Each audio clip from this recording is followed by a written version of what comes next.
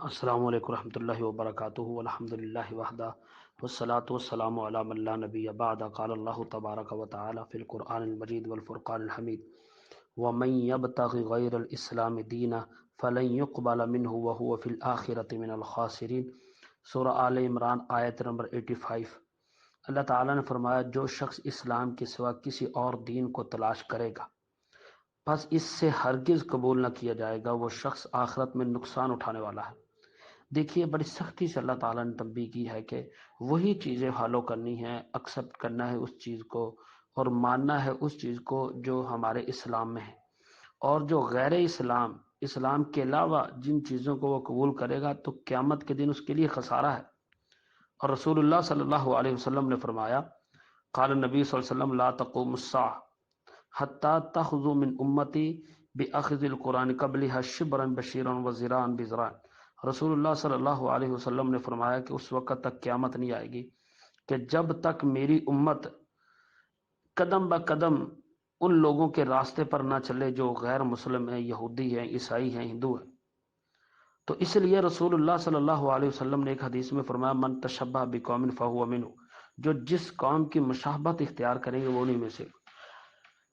Birth day جس کو سالگرہ کہا جاتا ہے، happy birthday to you کے نام سے ایک الفاظ بنائے ہوئے ہیں، اشعار بنائے ہوئے ہیں۔ کسی نے کہا یہ ہندوؤں کی رسم ہے، کسی نے کہا یہ یہودیوں کی رسم ہے۔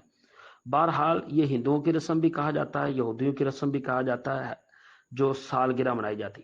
اور دیکھیے رسول اللہ صلی اللہ علیہ وسلم کے صحابہ کرام رضوان اللہ علیہ مجمعین، ان کے گھروں میں جو بچے پیدا ہوتے تھے وہ کس چیز کو اہمیت دیتے تھے؟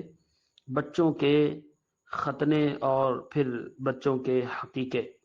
اب سالگرہ جو لوگ مناتے ہیں وہ عقیقوں کو اہمیت نہیں دیتے۔ میں نے کتنے ایسے لوگوں کو پوچھا جو ہیپی برتھ ڈے، جو سالگرہ مناتے ہیں بچوں کے عقیقے، جتنا فضول خرچیاں سالگرہ پر کرتے ہیں، حالانکہ عقیقے کے متعلق نبی مکرم جناب محمد صلی اللہ علیہ وسلم کے فرامین ہیں کہ بچہ اپنے عقیقے کے عوض گروی ہوتا ہے جب تک اس کا عقیقہ نہیں کیا جاتا۔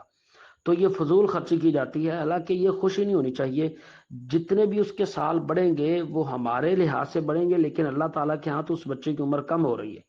دیکھیے نا، ایک بچہ ہے، اس کی اللہ تعالیٰ نے تقدیر میں لکھا ہے، جیسا کہ رسول اللہ صلی اللہ علیہ وسلم نے فرمایا کہ جب بچہ اپنی ماں کے پیٹ میں ہوتا ہے تو اللہ تبارک و تعالیٰ اس کے متعلق 4 چیزیں لکھ دیتا ہے، اس کی زندگی، اس کی موت، کتنی دیر اس نے رہنا ہے، اس کی زندگی کتنی ہے۔ مثال کے طور پہ اس کی زندگی 40 سال ہے، اب 20 سال کا وہ ہو گیا ہے، 21 سال کا 1 سال اور ہوا، پھر اس کے لیے خوشی منائی جاتی ہے، پھر 1 سال اور عمر بڑھی، جب کہ ہمارے ہاں عمر بڑھ رہی ہے لیکن اس کی عمر کم ہو رہی ہے، زندگی کا 1 سال اس کا کم ہو رہا ہے۔ تو اس لیے یہ غیر مسلموں کا طریقہ ہے جو سالگرہ مناتے ہیں، اور اس کو اتنی ضروری سمجھ کے مناتے ہیں کہ جتنا ضروری وہ کسی نماز، فرض اور فرضی مسائل کو۔ رسول اللہ صلی اللہ علیہ وسلم نے اسی لیے فرمایا من تشبہ بقوم فہو منہ، جو جس قوم کی مشابہت اختیار کرے گا وہ انہی میں سے ہوگا، قیامت کے دن انہی کے ساتھ اٹھایا جائے گا ان لوگوں کو۔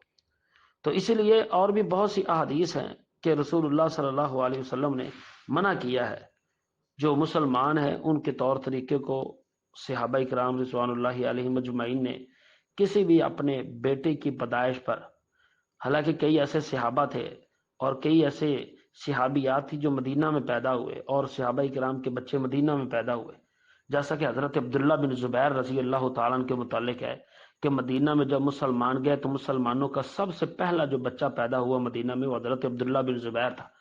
اگر سالگرہ منانا جائز ہوتی تو صحابہ کرام حضرت عبداللہ بن زبیر رضی اللہ تعالیٰ عنہ کی سالگرہ مناتے کہ وہ خوش نصیب ہے کہ مدینہ میں سب سے پہلا پیدا ہونے والا بچہ حضرت عبداللہ بن زبیر رضی اللہ تعالیٰ عنہ۔ تو اسی لیے صحابہ کرام رضوان اللہ علیہ مجمعین ان عملوں کو صحیح نہیں سمجھتے تھے۔ اس کے بارے میں صحیح کوئی ایک ایسی حدیث نہیں ہے کہ جو سالگرہ کے متعلق اتھینٹک ہو، کیونکہ رسول اللہ کے دور میں یہ عمل تھا ہی نہیں۔ تو اس لیے یہ فضول خرچی ہے، ایسی فضول خرچی سے بچنا چاہیے۔ سال بعد اپنے بچے کا ہیپی برتھ ڈے منانا، لوگوں کو دعوت دینا، آج میرے بچے کی عمر اتنی ہو گئی ہے، آج میرے بچے کی عمر، بلکہ وہ افسوس کریں کہ بچے کی عمر کم ہو رہی ہے، جیسا کہ میں نے احادیث بھی سنائی ہے۔ السلام علیکم۔